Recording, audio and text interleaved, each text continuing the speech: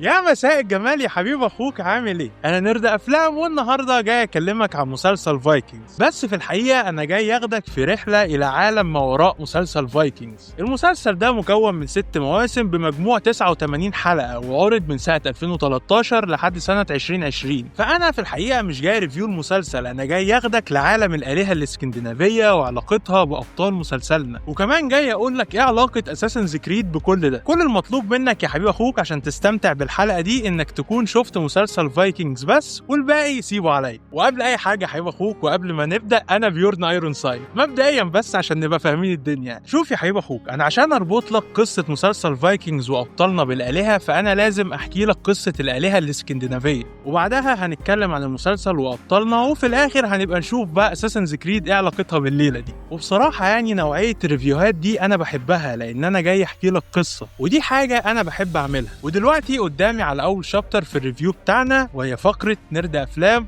قصص الالهه. حبيب اخوك، انا اسمي عبد السلام ومسلم، وكل اللي هحكيهولك ده هي قصص واساطير، عشان دماغك ما تروحش لبعيد. الاول، ايه هي الميثولوجيا الاسكندنافيه؟ هي زيها زي اي ميثولوجي او اسطوره، وهي عباره عن ايمان شعب ما بقصه كيف بدا الخلق، وايه الالهه اللي بيقدسوها، وقصص الخير والشر. زي المصريين القدماء كان عندهم الهه زي امون ورع، والاغريق كان عندهم زوس وبوسايدون، والرومان كان عندهم جوبيتر ونبتون. ففي الدول الاسكندنافيه اللي هي الدنمارك والسويد والنرويج عندهم نفس الفكرة دي برضه، وده اللي هياخدنا للآلهة اللي هم بيقدسوها. العالم في الأساطير النوردية أو الاسكندنافية عبارة عن شجرة كبيرة ليها 9 فروع، وكل فرع منهم بيمثل عالم ما، والشجرة دي اسمها يجدراسيل، ورقم 9 ده هيتكرر معانا كتير. ودلوقتي خليني أقول لك على ال9 عوالم ومين بيعيش فيهم، وما تقلقش يا حبيب أخوك، كل حاجة هتتحكي. أولهم وأعلاهم هي أسجارد، عالم الإيسر أو الآلهة الكبيرة ذات السيادة، والعالم اللي فيه فالهالا. وطبعا ابرز الالهه دول هم اودن وثور وفريج وبالدر وتير، وحتى لوكي موجود في اسجارد برغم ان هو ما كانش من الايسر. تانيهم فانهايم اللي هو عالم الفانير او الهه السحر والخصوبه والطبيعه، واللي منهم نيرذر اله البحر والرياح، وفريا الهه الحب والسحر، وفريير اله الزراعه والسلام. وتالت عالم هو ميدجارد عالم البشر، وعالم البشر متصل باسجارد عن طريق جسر من قوس قزح اسمه بيفروس، وبيحرس جسر بيفروس تايمدال. ورابع عالم هو الفهايم، وده عالم الالفز او الجن النور او لايت الفز، ودول كائنات المفروض ان هم شبه البشر بس مخلوقين من النور وشكلهم حلو. وخامس عالم هو موسبلهايم، وده عالم عبارة عن نار بس، وهيكون ليه دور في نشأة العالم وتدميره. وفي عالم موسبلهايم ساكن عملاق النار سورتر، اللي هيحرق العالم بتاعه بالسيف في احداث راجنارو، اللي هي احداث نهاية العالم واللي ممكن نذكرها النهارده. وحيث ان احنا جبنا سيرة موسبلهايم عالم النار، فالعالم السادس معانا هو نيفلهايم، اللي هو عالم التلج، عالم التلج والظلام، واللي هيكون ليه دور برضه في نشأة العالم وهنجيله كمان شوية. المهم ان في نيفلهايم نبع الفيرجلمير، وده النبع اللي بيطلع منه النهر اللي بيغذي شجرة اليجدراسيل كلها. وسابع عالم معانا هو يوتنهايم، عالم العمالقة او اليوتنز، ودول بيكرهوا آلهة أسجارد ودايما في صراع معاهم. وتامن عالم هو سفارتلهايم، عالم الأقزام أو الدورفز، ودول زي الحرفيين كده، بيصنعوا أدوات للآلهة. يعني الأقزام دول هم اللي صنعوا المليونير اللي هي المطرقة بتاعت ثور، وهم اللي صنعوا جونجير الرمح الأسطوري بتاع أودن. والعالم التاسع والأخير هو هيلهايم، عالم الموت، أو بمعنى صح عالم الناس اللي ماتوا بدون شرف أو ماتوا موتة عادية وطبيعية، زي إن هو مرض فمات أو مات عادي. ودلوقتي نروح لحتة مشوقة جدا في قصتنا، وهي إزاي العالم ده نشأ حسب الميثولوجيا النوردية. شوف يا حبيب اخوك، في البداية هم كانوا عالمين بس، موسبلهايم عالم النار، ونيفلهايم عالم الجليد. ولما النار قابلت الجليد حصل بخار، ومن البخار ده اتكون اول عملاق من اليوتن، وكان اسمه يمير. وكان في بقرة بترضع يمير، والبقرة دي لحست التلج، ومن التلج ده خرج بوريه، وبوريه خلف بور، او بور ده بقى هو اول من انجب الالهة. ولما بنقول الهة فالكونسبت ده عند الاسكندنافيين مختلف عن باقي الميثولوجيز، عشان بالنسبه لهم الالهه كانوا بشر عاديين خالص. المهم يعني ان بور ده هيخلف اول 3 الهه، واللي منهم طبعا فاذر اوف اول حبيبي اودن. والتلات آلهة دول هيقرروا إنهم يقتلوا أول عملاق اللي هو يمير، عشان كان بسببه ويطلع منه عمالقة كتير جدا، يعني زي ما تقول بيتكاثر لوحده كده. وبالفعل بينجح أول 3 آلهة بقيادة أودن إن هم يقتلوا العملاق يمير، ومن دمه صنعوا البحار، ومن جمجمته صنعوا السماء، ومن عظمه صنعوا الجبال، ومن شعره صنعوا الغابات، ومن لحمه صنعوا الأرض اللي هي ميدجر. أما الشمس والقمر فهم اتصنعوا من شرارات موسبلهايم. وبالمناسبة حبيب أخوك، القصة اللي أنا لسه حكيها لك دي اتحكت برضو في المسلسل، وكانت لاجرثا اللي حكتها. خلينا بقى نتكلم شوية عن الصراعات والحروب اللي حصلت بين الآلهة، واللي أبرزهم كانت حرب الإيسر ضد الفانير. آلهة الفانير اللي زي ما قلت لك من شوية كان من تخصصهم السحر والطبيعة والحاجات دي، بعتوا ساحرة لأسجارد اسمها جولف عشان تعلم آلهة الإيسر السحر. فالإيسر شافوا إن السحر ده حاجة شريرة، وقرروا يقتلوا الساحرة اللي هي جولف، بس كان كل ما يقتلوها تصحى تاني، يقتلوها فتصحى تاني. ومن هنا حصلت حرب بين العالمين، عالم الإيسر وعالم الفانير، والحرب دي ما طلعش منها حد كسبان، فقرروا إن هم يبدلوا الرهائن ويعملوا معاهدة سلام. ففي تبادل الرهائن ده من آلهة الفانير اللي راحوا لأسجارد كانوا نيرذر وولاده اللي هم فريا وفريير، وعشان كده فريا بتذكر إنها من آلهة أسجارد. أما بالنسبة للإيسر فهم بعتوا هينير وميمير لعالم الفانير.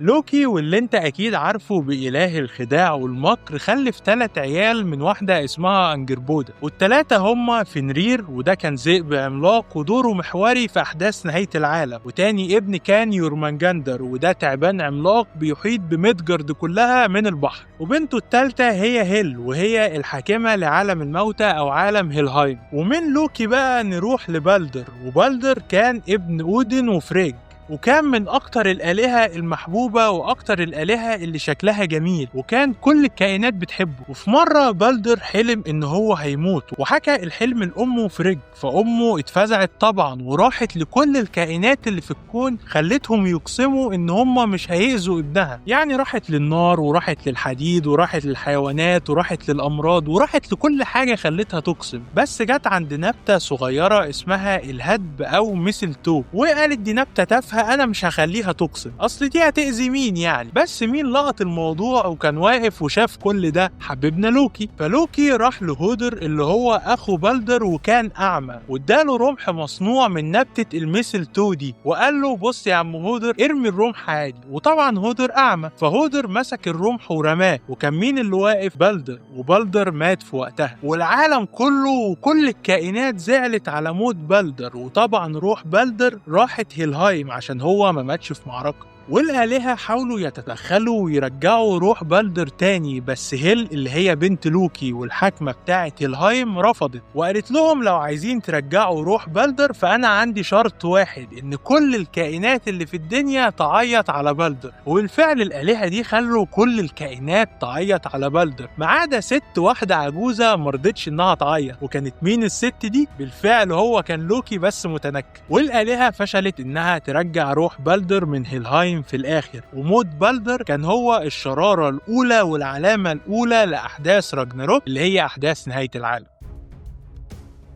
برغم اننا مش محتاجين احداث راجناروك في فيديو النهارده، بس حيث ان احنا في المود يعني ومبسوطين يا حبيب اخوك، فانا هحكيها لك. بس قبل ما نحكي بقى انزل اعمل لايك لعمو نرد افلام كده، وعايزين نولع الكلام. كلمه راجناروك بالنورديه معناها مصير الالهه او نهايه كل شيء، واحداث راجناروك هتكون بدايه الشراره بتاعتها زي ما قلت لك هو موت بالدر، وبعد موته هيجي 3 شتاءات متتاليه هينتشر فيها الجوع والقتل، وبعدها الذئب فنرير هيكسر قيوده الخفيه اللي عملها له الاقزام وربطوه منها، والتعبان يورمنجندر هينهض من البحر، وسورتر وجيوش النار هيخرجوا من موسبلهايم، وجسر البيفروست هيتكسر من كتر الاعداء اللي ماشيين عليه رايحين ناحيه اسجارد. اما على الناحيه التانيه في اسجارد فالالهه اللي هتقاتل هيكونوا اودن وثور وتير وفريير وفيدار وهيمدال. فنرير الذئب هيقتل اودن في معركه كانت شرسه جدا. بعد كده هيجي فيدار ابن اودن واله الانتقام، وهيشق بق الذئب فنرير شرير وهيقتله بالرمح، وجنبهم هيكون ثور في معركته الأبدية مع يورمنجاندر، بس للمرة الأخيرة هتحصل بينهم المعركة اللي هتهز ميدجارد كلها، وثور هيضرب التعبان يورمنجاندر بالمليونير على دماغه عشان يموته، عشان بعديها ثور يمشي 9 خطوات ويقع من طوله ويموت متأثر بسم التعبان. أما تير إله المعارك واللي دراعه مقطوع هيواجه الكلب جارمر حارس هيلهايم، والاتنين هيقتلوا بعض. أما فريير هيخش في معركة قاتلة مع سورتر، وفريير كان قرب من الانتصار بحاجة بسيطة، بس في الآخر سورتر هيخدعه وهيقدر إنه يقتل فريير، عشان بعديها سورتر هيولع النار في السيف بتاعه ويغرزه في الأرض فيحرق العوالم كلها. وفي نفس الوقت هيكون هيمدال بيقاتل لوكي، والاتنين هيقتلوا بعض في الآخر، ومن الرماد هيولد عالم جديد،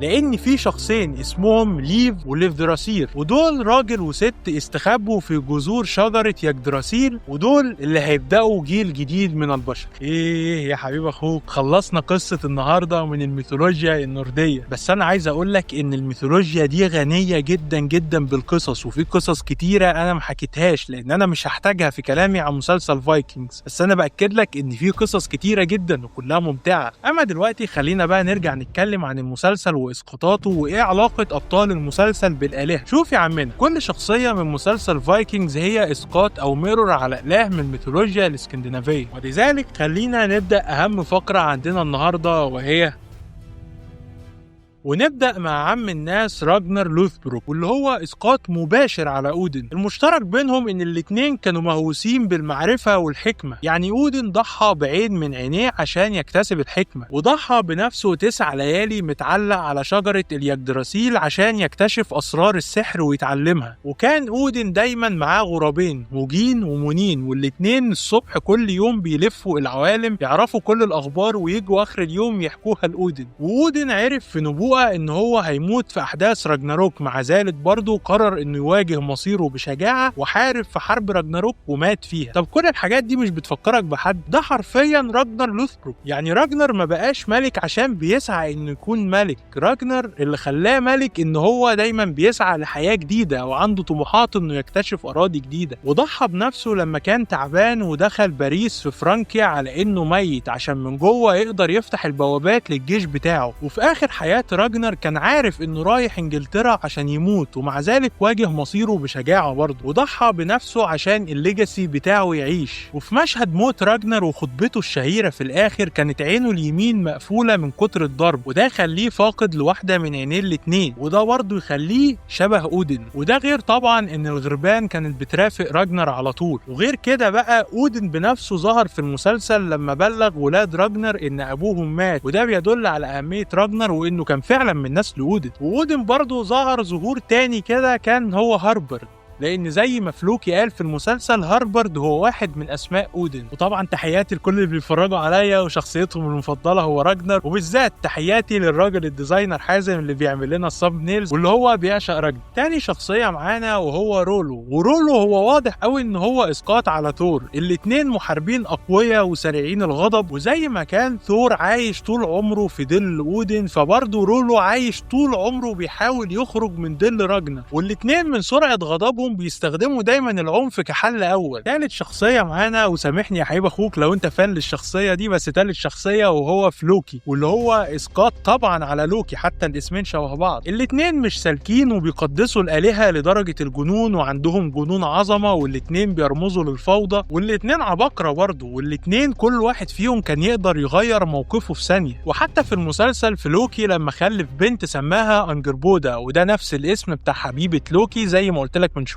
نيجي لشخصيتي المفضلة وهو بيورن ايرونسايد، واللي هو اسقاط مباشر برضو على بالدر. الاتنين كانوا اقوياء ومحبوبين، والاتنين ما كانش في حاجة تقدر تأذيهم، والاتنين برضو ماتوا بسبب الخدعة. يعني بالدر مات بسبب خدعة لوكي زي ما قلت لك من شوية، وكذلك بيورن مات برضو بسبب خدعة ايفر مع الجيش الروسي. وطبعا اخر مشهد لبيورن وهو بيقود الجيش بتاعه وهو بينازع ولحظة رفعه لسيف الملوك، ده كان واحد من افضل واجمل اجمل المشاهد اللي في المسلسل، والمشهد ده كان في الحلقه ال11 من سيزون السادس اللي هي حلقه كان اسمها كينج اوف كينجز، لان فعليا بيورن هو كان كينج اوف كينجز. وعلى ذكر ايفر ذا بونلس، فهو كان اسقاط على فينرير ولوكي مع بعض. يعني الذئب فينرير كان وهو صغير مكسور ومحبوس لحد بعد كده ما هيكبر وهو اللي هيقتل اودن بنفسه. كذلك برضو ايفر وهو صغير كان مكسور ومحبوس، وكلنا شفنا لما كبر بقى ايه. ولو ركزنا شويه كمان في حياه ايفر فهنلاقي انه هو لسه طفل امه اسلج ودت ايفر لفلوكي عشان يعلمه حاجات عن الالهه، واحنا لسه قايلين ان فلوكي ما هو الا لوكي، ولذلك فينرير ابن لوكي وفلوكي هو اللي ربى ايفر. فيعني ديك شايف العلاقة. وبالمناسبة فشخصية ايفر اتكتبت بطريقة جميلة جدا وتمثيلها كان رائع. نيجي بقى لحبيبة قلبي لاجرثا، دي الكراش والطيب وبص يعني كل حاجة في الدنيا. لاجرثا كانت اسقاط على فريا وفريج. فريا هي اللي كانت بتقود المحاربين، اما فريج فهي الهة القدر والامومة. لاجرثا كانت اشهر شيلد ميدن في العالم، وبان شجاعتها في كل المعارك اللي دخلت فيها، وهي في نفس الوقت كانت ام كويسة لبيورن، وعاشت حياتها كلها مستنية تحقيق النبوءة اللي فيها ان حد من ولاد راجنر هيقتلها. وعلى ذكر الشيلد ميدنز فجونهيلد اللي هي كانت مرات بيورن كانت اسقاط على الفالكري، والفالكري دول كانوا محاربات بيركبوا حصنة ويرشدوا ارواح المقاتلين اللي ماتوا لحد فالهالا. وده نفس اللي عملته جونهيلد في حلقة كينج اوف كينجز لما لبست بيورن درعه للمرة الأخيرة عشان ينزل أرض المعركة ويموت فيها. الشخصية اللي قبل الأخيرة معانا وهو فيتسيرك، واللي كان إسقاط على هودر. يعني زي ما قلنا هودر قتل أخوه بالدر بالغلط، كذلك فيتسيرك قتل لاجرثا بالغلط، والاتنين سواء هودر أو فيتسيرك عاشوا حياتهم في التوهان والضياع. ويمكن آخر إسقاط هنتكلم عنه هو يخص شخصيتين بيمثلوا إله واحد، وأول شخصية منهم هو هارالد فاين هير، واللي يعتبر إسقاط على الإله تير، إله المجد الشخصي والقانون والعدالة. يعني كينج هارالد كان بيحاول يوحد النرويج كلها عشان يكون الملك عليه ويفرض حكمه وسيطرته، بس الإله تير اللي لسه بقولك عليه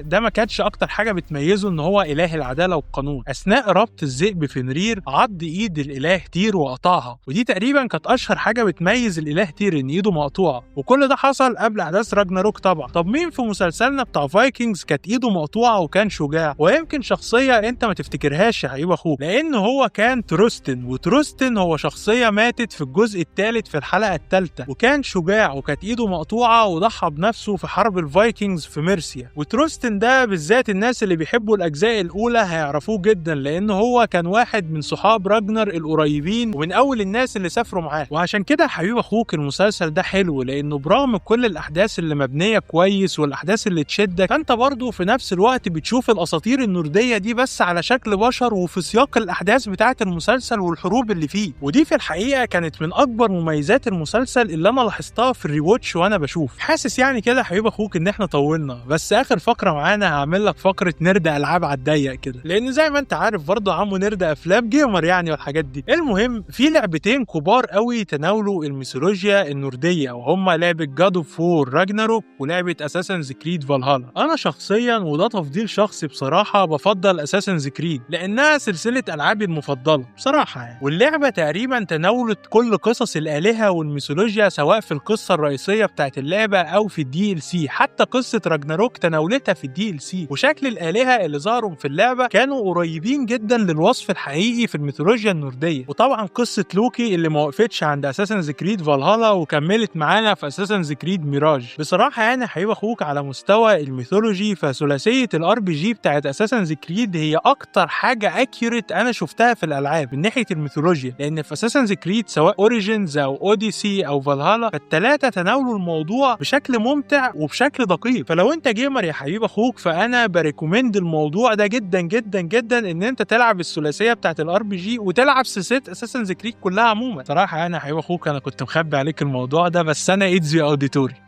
ريكويست كاتنباتشي يا حبيب أخوك. وبس كده يا حبيب اخوك، بكده احنا نكون خلصنا حلقتنا. اتمنى تكون استمتعت واتمنى اكون ما طولتش عليك، وقول لي في الكومنتس انت عايزني احكي لك ايه او اتكلم عن ايه في الحلقه الجايه. وطبعا هتلاقي عمو نرد افلام على يوتيوب وفيسبوك، لايك وسبسكرايب بقى والحاجات الحلوه اللي انت بتحبها دي. وبس كده، سلام عليكم. My mother told me someday I will buy galley with good oars, sail to distant shores, stand up on the prow, Noble bark I steer, steady course to the haven.